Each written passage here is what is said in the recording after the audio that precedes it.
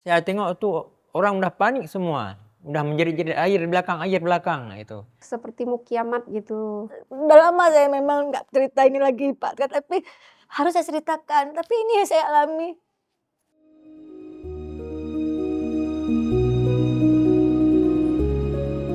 Di tengah perjalanan, bumi bergoyang ke kiri ke kanan itu.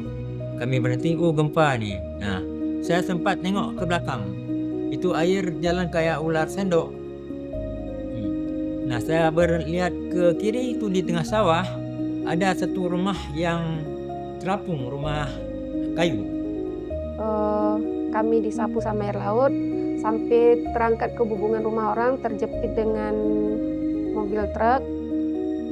Kondisi suami waktu itu setelah berapa saat di bawah mobil truk, di situ beliau meninggal, anak juga, orang tua juga, yang bertahan masih saya sama anak laki-laki. Pasca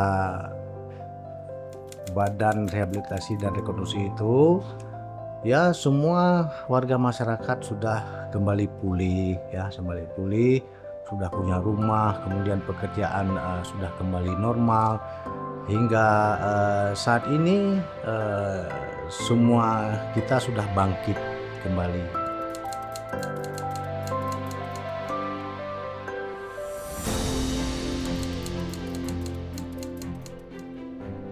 Meskipun saat penanganan sudah dilaksanakan dengan baik, terpadu, nasional, regional, internasional turun semua, tapi ternyata Indonesia saat itu belum mempunyai badan yang khusus menangani bencana.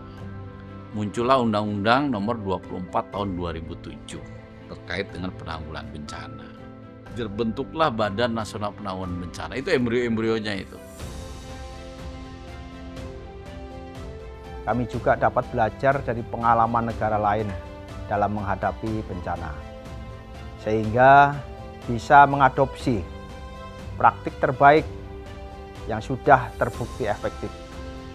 Nah, karena hari ini kita pernah mengalami masa di mana pernah terpuruk pendidikan karena faktor alam, bencana. Karena bencana itu tidak ada orang mau bencana, Pak. Tapi dengan kondisi alam yang berfluktuasi, otomatis kita harus ada sadar bahwa bencana itu ada di sekitar kita.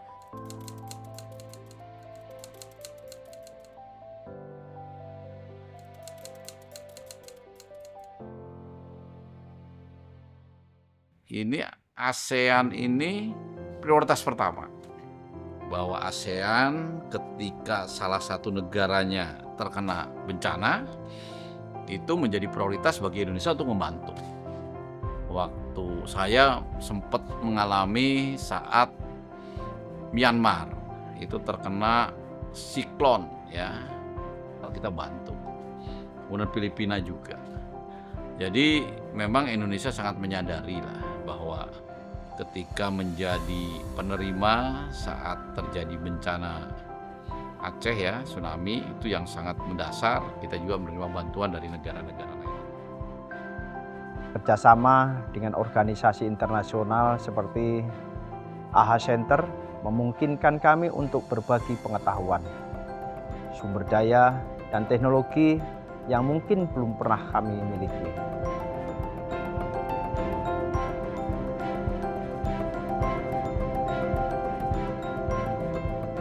Setiap bencana yang menimpa ini, di kemudian ini pasti ada kemudahannya.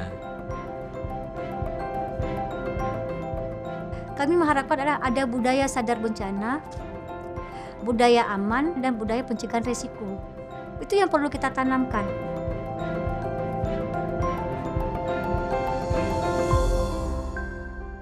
ADMIR has facilitated exchange or enhanced collaboration amongst the member states in response to devastating disasters.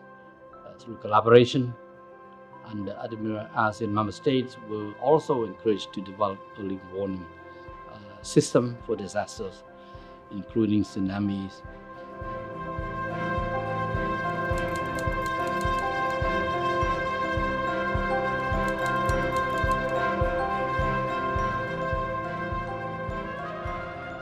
kita punya program Desa Tangguh Bencana.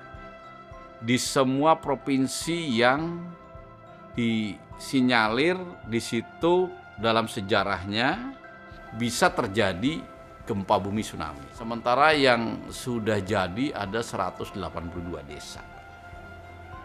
Dengan kolaborasi, dengan kerjasama yang erat, kita yakin bahwa walaupun kita diancam dengan bencana yang bisa terjadi setiap saat, tapi dengan kesiapan dan kesiapsiagaan kita, pasti itu kita bisa lalui dengan baik dan dengan selamat.